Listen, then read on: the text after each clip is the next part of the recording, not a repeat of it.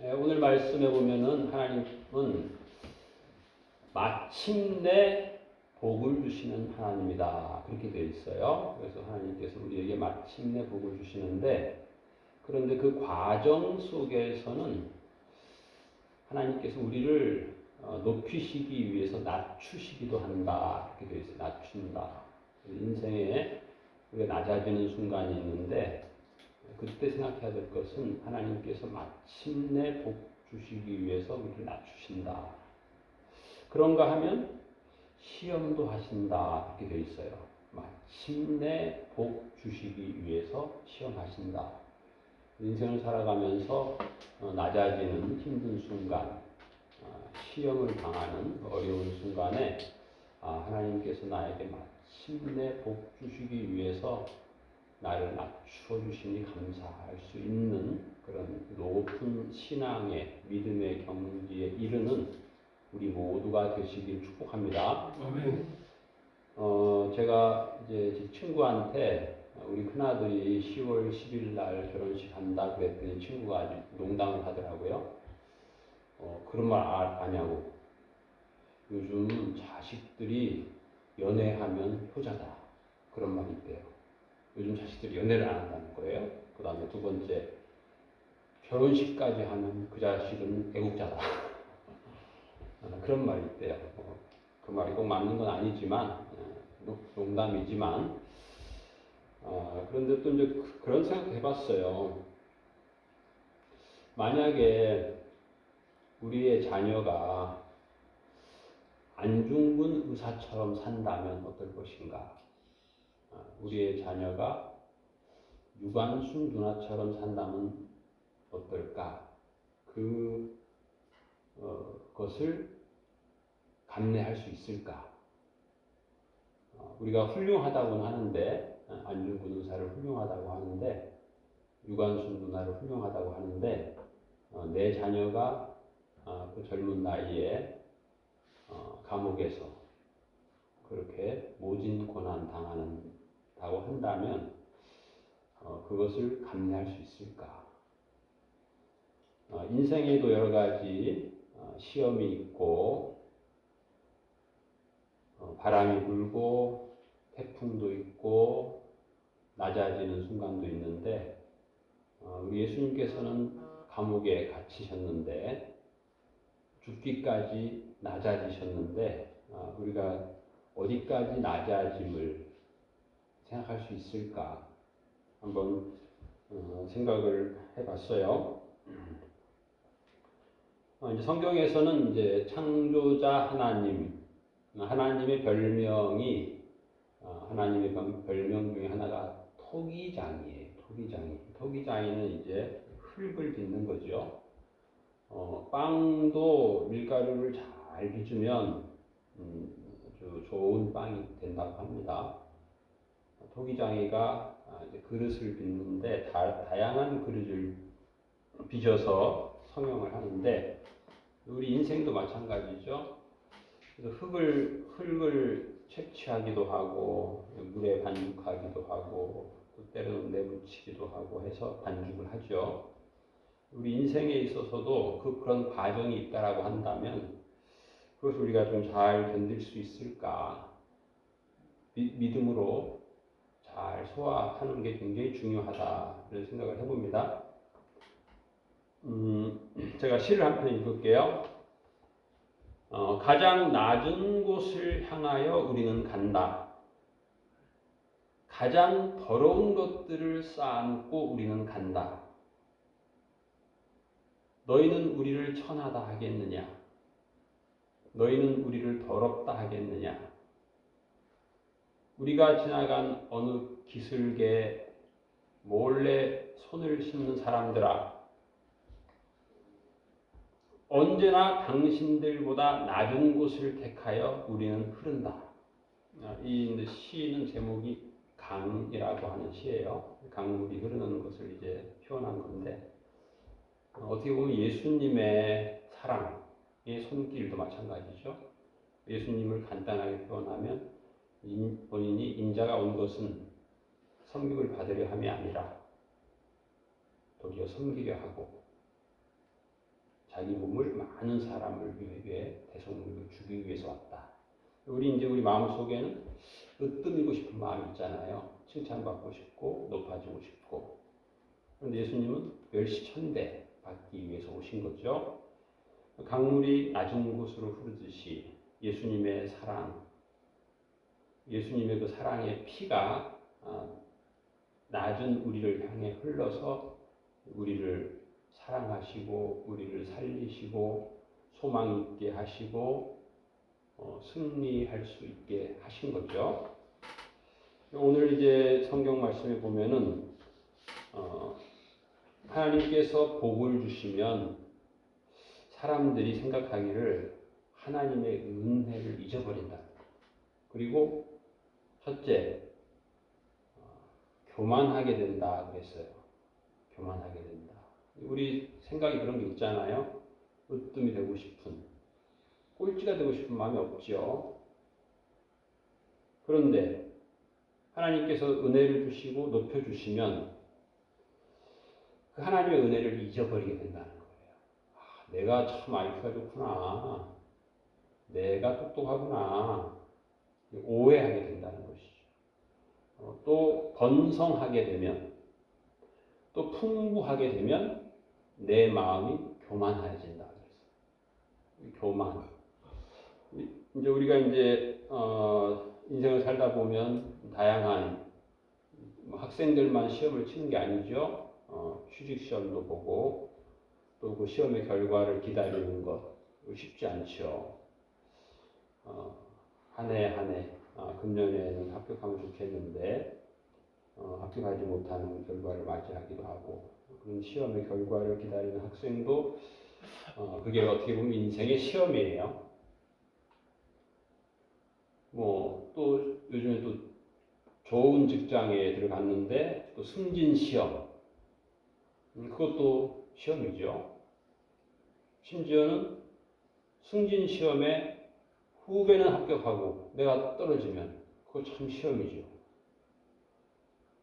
통계적으로 보면 대학교 입학 시험을 보고 떨어졌기 때문에 교회를 떠나는 사람도 있어요. 정말 큰 시험이죠. 그런가 하면 또 아주 좋은 대학에 합격을 해서 너무 우쭐해서 이제 내가 기도할 필요가 없는, 나는 아주 똑똑한 사람이니까, 그래서 이제 하나님을 멀리하는, 자기가 너무 똑똑해서 너무 높아져서 교만해서 낙심해서 시험에 빠져서 하나님을 떠나기도 하고, 교만해져서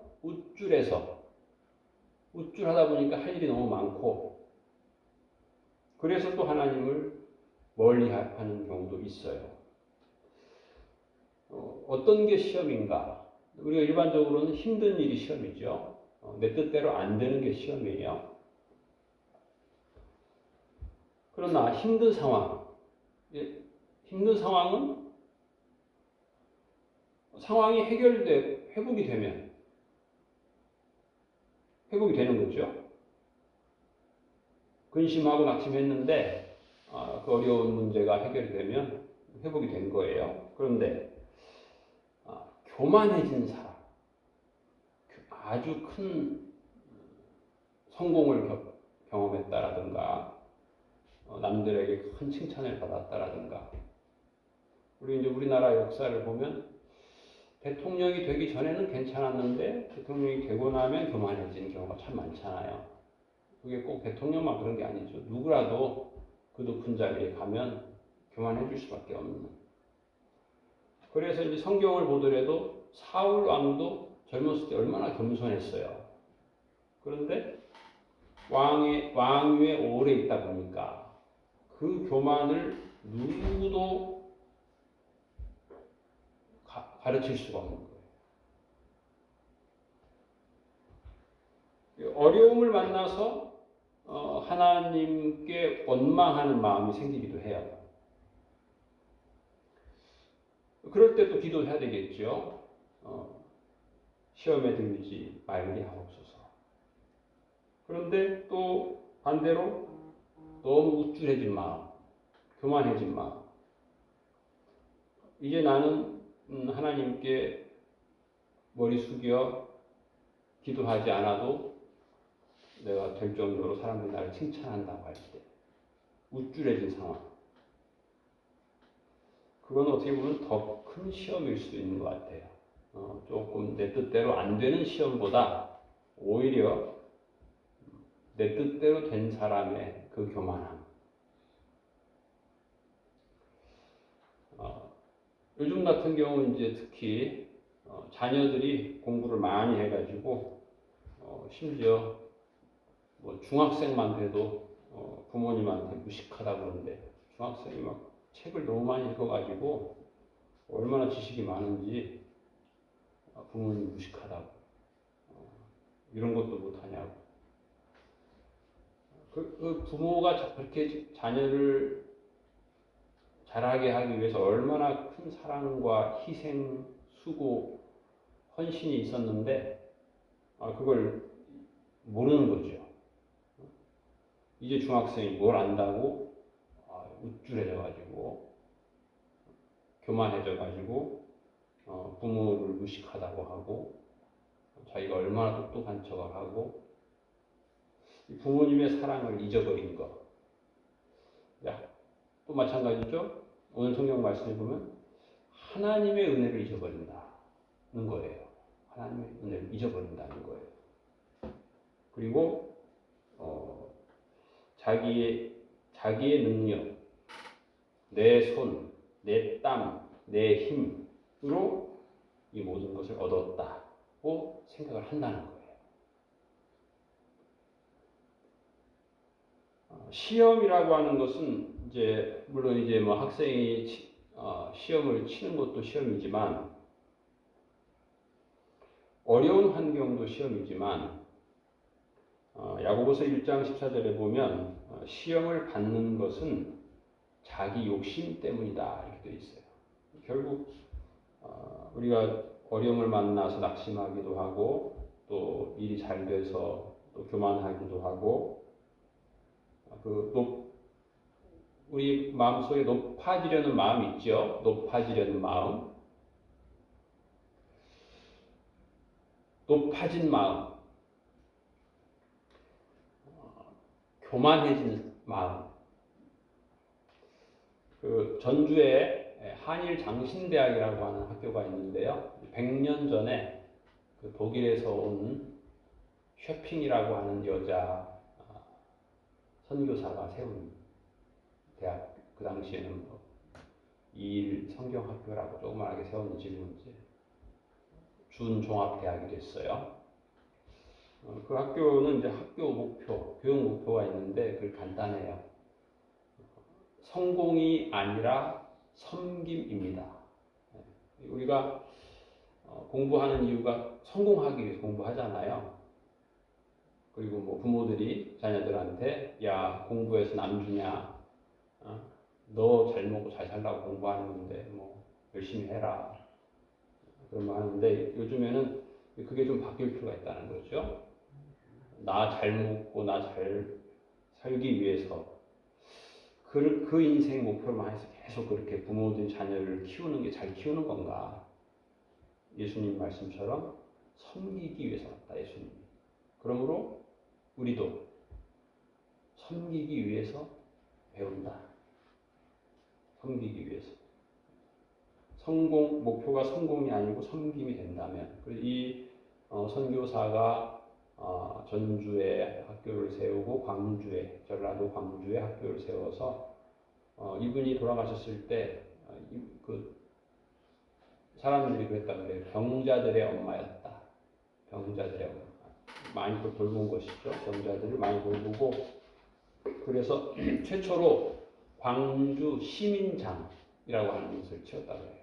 수많은 시민들이 쉽지 않은 거죠. 그 당시 100년 전에 외국인 여자 선교사를 위해서 겸손, 학교의 목표가 겸손에 있는 거죠. 겸손한 마음, 섬김. 이게 좋은 건지 낮아지면 마침내 복을 얻는 것이고 교만해지면 사울 왕처럼 교만해지면 자기만 멸망하는 게 아니에요. 오늘 성경 말씀에 보면 그런 말씀이 있어요. 하나님을 잊어버리고 우상을 섬기면 반드시 멸망한다. 교만도 그런 거예요. 교만, 자기를 섬기는 거예요. 내가 똑똑하다, 내가 잘났다, 내가 성공했다, 이런 것들이 다 교만이죠. 자기 우상이에요. 하나님의 은혜입니다. 그렇게 하지 않으면 자식이 부모가 낳아서 길러줬는데 자기 혼자 큰 것처럼 생각하는 자식들도 있잖아요. 요즘에는.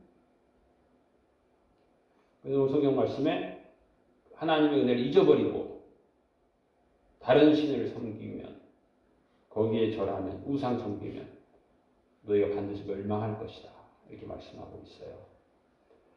하나님께서는 단단한 반석에서도 물을 내셨어요.